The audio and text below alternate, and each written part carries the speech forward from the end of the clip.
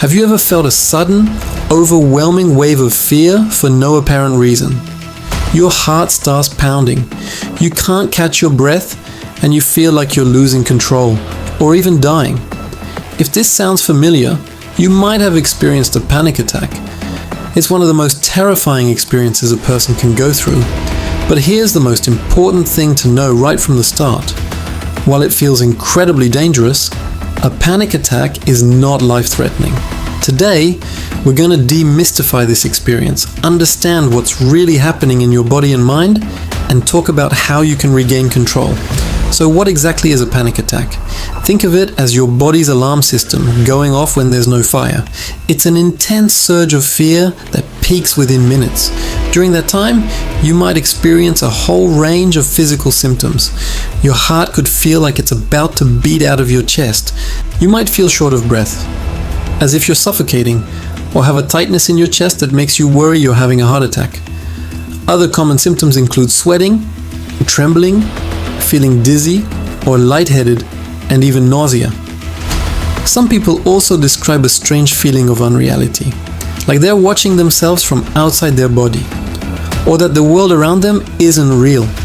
It's a truly disorienting and frightening storm of sensations.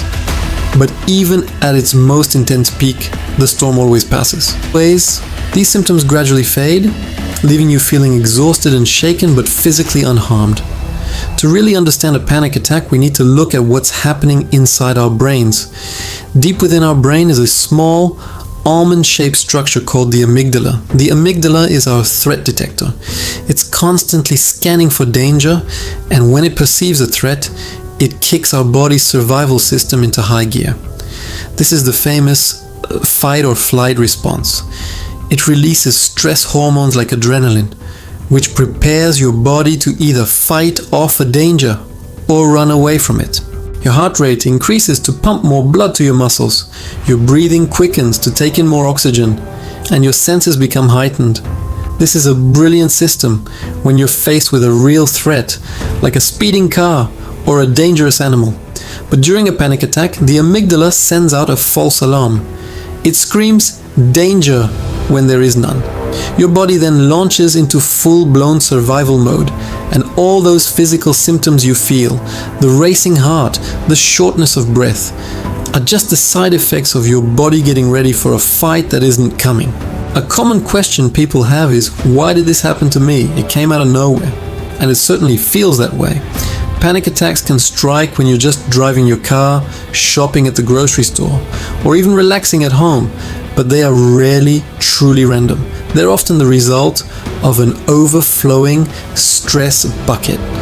Think of it like this: daily stresses, unresolved emotional issues, chronic anxiety, and even physical factors like lack of sleep or too much caffeine slowly fill up this bucket.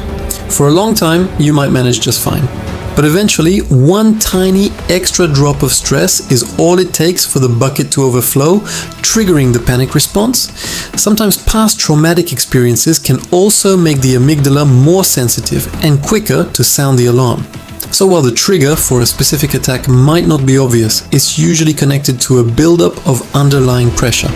Your body is essentially sending a very loud, very scary signal that has been under too much strain for too long. Now, let's talk about one of the most critical truths you need to hold on to during and after a panic attack. It will not harm you. No matter how convincing the feelings are, a panic attack cannot cause you to die, have a heart attack, or go crazy. Your body is incredibly resilient. The fight or flight response, while unpleasant when there's no real danger, is a natural protective mechanism. It's designed to be temporary. The flood of adrenaline will eventually be reabsorbed by your body and your systems will return to normal. The attack will always end on its own. The real danger of panic attacks isn't the attack itself, but the fear of the next one. This is what's known as the fear of fear. When you've experienced the intense terror of a panic attack, it's natural to want to avoid it at all costs. You might start avoiding the place where it happened, like a specific store or a crowded elevator. You might stop doing activities that you associate with the attack, like driving on the highway or exercising. This avoidance seems logical, but it actually strengthens the anxiety. Your world starts to shrink as you cut out more and more situations. Your brain learns that avoidance is the only way to feel safe, which reinforces the belief that these situations are genuinely dangerous. This can sometimes lead to a condition called agoraphobia, where the fear of having a panic attack becomes so intense that a person may feel unable to leave their home. Breaking this cycle is key to recovery. The goal isn't to fight the panic, because fighting it just adds more fuel to the fire. The goal is to learn to ride the wave, understanding what's happening and trusting that it will pass. So, how do you do that? How do you break free from this cycle of fear? The great news is that panic disorder is highly treatable. You don't have to live in fear forever.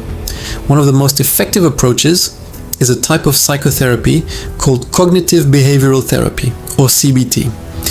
CBT helps you in two main ways. First, the cognitive part helps you challenge the catastrophic thoughts you have during an attack.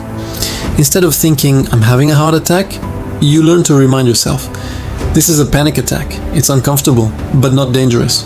My heart is strong, and this feeling will pass." You learn to reinterpret the physical sensations for what they are, harmless byproducts of adrenaline. Second, the behavioral part involves gradually and safely re-exposing yourself to the situations you've been avoiding. With the guidance of a therapist, you learn that you can handle these situations and that the panic you fear doesn't have to control you. This process, called exposure therapy, helps retrain your brain to understand that these places and sensations are not a threat. In addition to therapy, there are other strategies that can be incredibly helpful. Grounding techniques can pull you out of the storm of panic and back into the present moment. A simple one is the 5-4, 3, 2, 1 method. Name 5 things you can see, 4 things you can feel, 3 things you can hear, 2 things you can smell, and 1 thing you can taste. This forces your brain to focus on your external environment instead of the internal chaos. Deep breathing exercises can also help regulate your nervous system.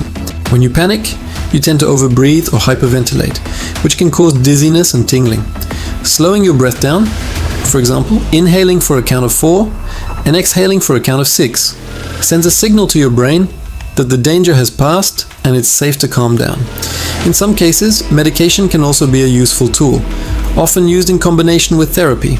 Certain types of antidepressants can help reduce the overall level of anxiety and the frequency of panic attacks, making it easier to engage in therapy and learn new coping skills. A doctor or psychiatrist can help determine if this is a suitable option for you. It's also important to look at your lifestyle. Are you getting enough sleep? Are you managing your stress levels? Are you relying too much on caffeine or other stimulants? Making positive changes in these areas can significantly reduce the load on your nervous system and make you less vulnerable to panic. Ultimately, it is crucial to remember that experiencing a panic attack is not a sign of weakness or a personal failing.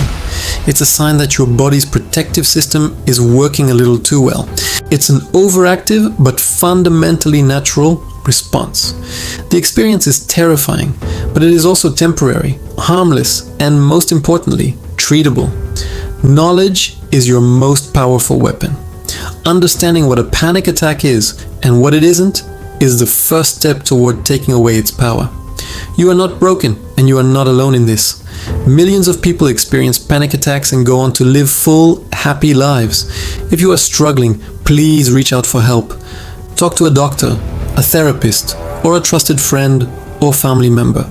There is a path to recovery, and it starts with understanding and compassion for yourself. Thank you for watching. If you found this helpful, please consider liking this video and subscribing for more content on mental health and well-being. Take care.